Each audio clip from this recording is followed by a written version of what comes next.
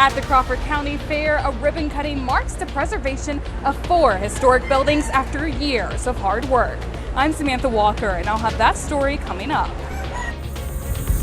County discovers a fatal motorcycle crash while working in a field. And a Webb City man will face multiple charges after a police standoff in Joplin. The 4 states' most watched news starts now. Activities are officially underway now at the Crawford County Fair. This is KOAM News at 6. I'm Dow Quick. As a new generation of attendees head to the fairgrounds, one group has spent years working to preserve and honor the past. KOAM Samantha Walker has that story. A cut of a ribbon marks the completion of the preservation of 4 historic buildings at the Crawford County Fairgrounds. The Restore the 4 project is something coordinator Susan Thom has spent countless hours on over the last 4 years. She says these buildings are significant to Crawford County. They were built in 1936 by the Works Progress Administration, which was a federally funded program to make sure people could get work who needed it. The role I want them to play in the future is to continue housing activities here at the fairgrounds for people to use in the future. Using original fire maps, organizers worked to preserve the layout and uses of the buildings. They replaced roofs, painted and redid walls in the commercial, open class, and 4-H exhibit buildings, as well as the small animal barn. These are historical, and we were blessed to have been part of the WPA who saw fit to build this here. We're lucky enough to have it, and we've got to maintain it. That's the deal. And these buildings won't just be used during fair season, but year-round, especially by local 4-H members who've utilized them for decades. We're allowing these beautiful historic structures to have a new life. And current 4-H members didn't just sit by as this preservation work was happening. They joined the efforts to try to bring these buildings back to life. That's just kind of what 4-H teaches you. It teaches you once you start something, you got to finish it, and you got to do it right. There's a lot of things that we could have done that would have made it perfect, but that wasn't the goal at the end of the day. The end of the day was to make them look better and to make it to where they're going to last another 100 years, and I think we did that. As 4-H member Gavin Huber works in one of the preserved buildings, making ice cream for fair visitors, he's reminded that now in another decade, another team can do the same. It's nice that I was able to help build something and fix something that the younger and the future generations are going to be able to use, especially like my siblings and some of my younger cousins. It's cool to look at it, to come back and be able to say I was a part of this and I did a lot of work on this. And after 4 years of dedication, Thom is proud to see all 4 buildings finished and in use this fair season. I will remove all keys from my key ring. I'm going to change my phone number, and I'm done. I did this out of love for this place and out of respect for my parents and my grandpa. We accomplished that. We're going to move on. Reporting in Crawford County, Samantha Walker, KOAM News. Preservation of these buildings was a large community effort with more than 90 volunteers helping. The project was largely funded through grassroots donations from local residents, businesses, and organizations.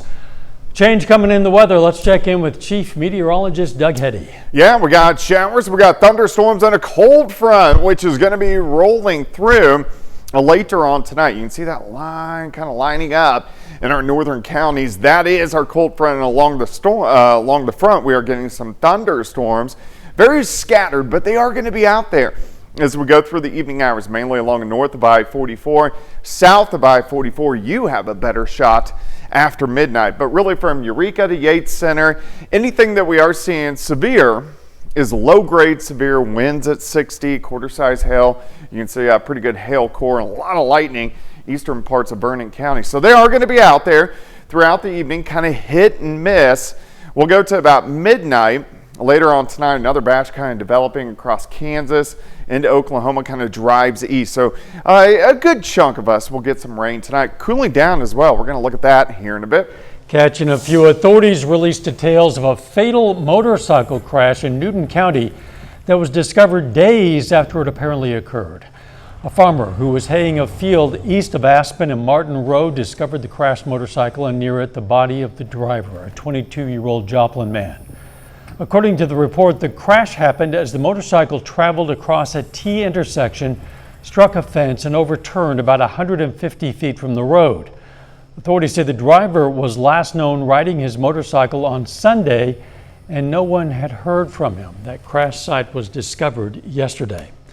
The Carthage Police Department issues an endangered person advisory. Authorities say 17-year-old Adriana Drew Bussey left her home July 17th and has not been heard from since.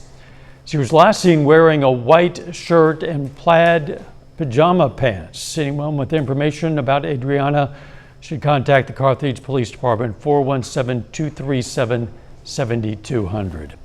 A Webb City man now faces multiple charges following a standoff last night in a Joplin neighborhood. Police say the standoff started when the man ran from the officers and barricaded himself inside a home on Hill Street. A firearm was recovered nearby. SWAT surrounded the home and deployed gas around 9:45 p.m. The man then surrendered through a back door with a towel over his head. That man, Christopher Dunn, was arrested on felony warrants, including felon in possession of a firearm, although authorities say new charges for resisting arrest have been forwarded to the Jasper County Prosecutor's Office. Residents of medical lodges in Pittsburgh have been relocated due to what the facility calls environmental concerns.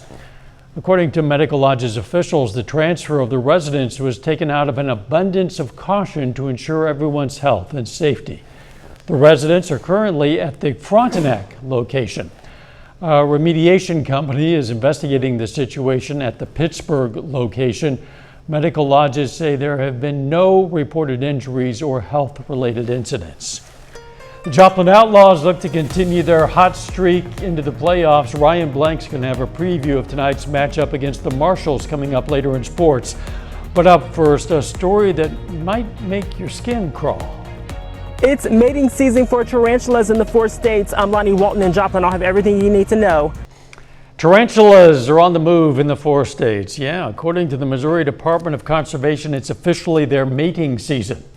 As KOAM's Lonnie Walton reports, while these hairy creatures might send a chill down your spine, they actually play a vital role in controlling local bug populations. But out in nature, that's where you find the peace and the release and reset. Mary Nichols and Summer Myers are having fun in the park. They say they love nature and all the elements that come with it, including tarantulas. Everyone, people get afraid of things when they shouldn't because they look different or they seem scary, but it's just a God's creature to me. Well, hopefully a lot more people feel the way Nichols does, because Francis Gillespie from the Missouri Department of Conservation says, have no fear. All the fear factor that Hollywood has put in tarantulas, big venomous spiders that are going to hunt you down, no. Like many spiders, tarantulas are venomous, but experts say they aren't considered dangerous to humans. They're very timid. The only way they would bite you if you were trying to catch them. They would much rather be away from you than around you. You won't find them crawling in your bed in the middle of the night. A wolf spider, I owned one for a while as a pet, and its name was Mavis. Everyone was afraid of it, but I wasn't. So where can you find them? Find them crawling on glades. They like rocky areas, and as I said, this is the mating season. Males are looking for females, so that means after they're bred, females will be looking for places to have their babies. I wouldn't want one on my face. I'm not afraid of them. And if you're afraid you're going to get bitten, experts just say, just leave them alone. Reporting in Joplin, I'm Lonnie Walton, KOAM News. I think we can all agree we don't really want them on our face, regardless of how you feel about them. According to the Missouri Department of Conservation, the Texas brown, also known as the Missouri tarantula, is the only native spider in Missouri. A little bit later, Pittsburgh's Little League receives a warm send-off as the team heads off to represent the Sunflower State. Ryan Blank has details for us coming up in sports. Plus, it looks like thunderstorms for us tonight. We're going to look at that coming up. It definitely turned out to be super hot once again for us today. Upper 90s to near 100 degrees. But good news, cold front rolling in. Also with that cold front, we are getting some showers and thunderstorms across the region. You can see these popping up right along that cold front, which is moving in. They're very scattered. It's not a line of storms. It's not a wall of rain. but there are scattered thunderstorms out there. One severe one has been rolling right through Vernon County, moving into Cedar County, winds at 60. Another guy over into Greenwood County that we have seen strong to severe. Most of these are going to behave, but if we do get anything that is near that severe limit, we're talking about winds at 60 and quarter-size hail. Let's go ahead, zoom in, so you can see this storm pushing into Cedar County, so Stockton Lake is on deck. It's just drifting east at 15-20 miles per hour, so it's taking its time pushing off toward the east. Let me go through time through the evening. Here's 8 p.m., scattered thunderstorms, northern county, south of I-44, you are dry as we go through the evening hours. This batch pulls east, but after midnight, another batch a little bit farther south starts to develop, rolls east along the Kansas-Oklahoma state line, starts to work in. Now, this is still going to be scattered as well. Not everybody in our viewing area will get rain tonight. About 60% of us will get some rain, which we could kind of use. It's been so hot over the past couple weeks. Through the morning hours, couple random scattered showers, and may get one or two popping up in the afternoon. The humidity really drops. Look at our temperatures. We're going to be 84, 85, 86 degrees for afternoon highs. Now, as we go into Friday morning, you'll like this even more. Mid to upper 60s for overnight lows. Friday afternoon looks great. I think most of us 82, 83, 84 degrees. So just fantastic. Enjoy it. Of course, it's not going to last super long as we're almost into the month of August. All right, how much rain can we get? This is kind of just a general where these storms pop up. They're going to produce a half an inch upwards to an inch in spots, mainly because they're very slow movers. But the areas that get some rain tonight, you'll be some of the lucky ones. 80 by noon, 85, almost 15 degrees cooler as we go into your Thursday. It looks good right now, nice shot. Indigo Sky Casino and Resort. Through the evening hours, we're still in the 90s. Most of us, we drop into the 80s, upper 70s once we get to about midnight. 97 in Carthage, Grove, 97 in Parsons, near 100. In Miami, humidity is still high. This will start to come down. Dew points near 70, which makes it feel muggy across the region. And this has all been due to this big dome of high pressure that is centered right on top of us. It is going to start to push back in as we head into next week. And what that means for you is 90s will return, but not tomorrow. 85, morning storms, 83 on Friday, 85 Saturday, 90 on Sunday, and then right back up near 100 here in about a week. So the 80s are going to feel great, and especially with the humidity lower, it's going to feel 20 degrees cooler. Look at Saturday. I know, it looks good. Beautiful. Thanks, Doug. Even though severe weather season has passed, severe weather can always strike right here in the 4 states. You can stay ahead of severe weather in every season with the weather resources page on our website. Just scan this QR code with your phone. Head straight to the updated page where you can find information on storm shelters, weather updates, closings, road conditions, and a lot more. It's called the Weather Resources page on KOAMnewsnow.com. Still ahead, the Joplin Outlaws are closing in on the top seed in the Mid-America League playoffs. A preview of tonight's matchup is just ahead. And a special send-off for a special Little League baseball squad. We're going to have details next. We are 2 days away from the Little League Baseball Midwest Region Tournament, where the 12 and under Pittsburgh All-Stars will take the field to represent the state of Kansas. On Wednesday, the All-Stars hit the road for Whitestown, Indiana, but not before receiving a special send-off from the community that included a police escort. With game time right around the corner, this Pittsburgh squad is ready to showcase their talents on the big stage. I know all the kids are excited, and we're just ready to get on the road. You know, we've done a lot of practice, and we're just ready to get out there, have some fun, hang out with our teammates, and get on the road and get there and try to play some good baseball. The Pitt All-Stars will open the tournament in a matchup against the Webb City All-Stars, who are representing Missouri. You can watch the game on ESPN Plus at 7 p.m. on Friday. The Mid-America League's regular season is wrapping up this weekend, and the Joplin Outlaws are scorching hot. Entering tonight's matchup against the Fort Smith Marshals with 11 wins in their last 12 games. Last week, the Outlaws were in the top spot of the Mid-America standings by only a half game. With Joplin playing some of their best baseball over the last 12 matchups, that lead over the Abilene Flying Bison has grown to 6 games. With a win tonight at home over the Marshals, the Outlaws will clinch the top seed in next week's playoffs. First pitch is at 7:05 from Joe Becker Stadium. The Royals and Cardinals remain within striking distance for the final wildcard spots in the American and National League, with both teams looking to win a rubber matchup on Wednesday.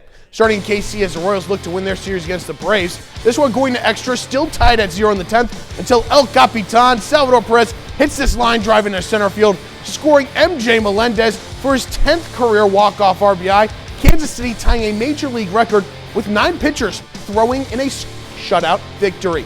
Royals clinched their 3rd straight series win, defeating the Braves 1-0, wrapping up July with a 15-9 record, and they just now sit 1 game under 500 with a trip to Toronto on the horizon. The Cardinals wrap up their 3-game set against the Marlins this evening. St. Louis took game 1 of the series on Monday 7-1 before falling last night in a shutout. With the series on the line, the Cards will send Miles Michaelis to the mound against Miami's Cal Quantrill. First pitch is coming up in about 20 minutes from Busch Stadium. How about the Royals? They're starting to maybe find a little bit of momentum. Now only 3.5 games back of the wild card. There's some hope now. And did I understand you correctly? They had 9 pitchers for the Royals today, and they didn't give up a run. Nope. Generally, if you have that many pitchers out there, it's because you're giving up a lot of run. You have to keep bringing them in from the bullpen. With Chris Bubich hurt, Michael Lorenzen, Cole Reagan's all hurt, it was a bullpen day, and the bullpen showed up. Shutout victory, 10 scoreless innings. I've never seen that before. Got it done. We'll be right back. Here's a look at what's coming up on KOAM News at 9 on Fox 14. A Chinese coffee chain is back in the U.S., stirring up the coffee battle with big deals. Can it outbrew Starbucks? Plus, Congress invokes a rare law to demand the Epstein files as the fight for answers heats up. And the Angels Cafe is back at the Crawford County Fair, serving up food to support local cancer patients. Those stories and a lot more is coming up tonight. KOAM News at 9 on Fox 14. Special Olympics athletes hit the lanes for some serious fun and competition today. Teams from more than 12 regions in Kansas hit the holiday lanes in Pittsburgh. Competition takes place today and tomorrow, with teams advancing to the state level. Kind of give them the gold ticket to go compete at state. So of our teams that are competing the next 2 days, we have about 8 different teams that will be competing at state next weekend in Kansas City. I like bowling. It gives me something to do. It really helps me out. Every team that plays will be automatically able to go to state. I'm sure they had a good time. Certainly hope so. Final look at the weather. Yeah, we are. Well, that's not good. We are going to have thunderstorms through the evening hours, hit and miss storms.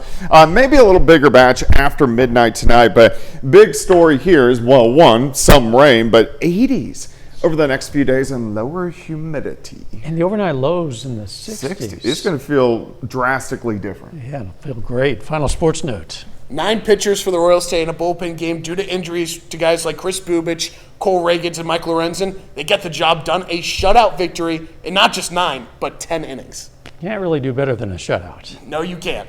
Thanks for joining us. We're going to see you right back here for KOAM News at 10. Let's make it a great evening.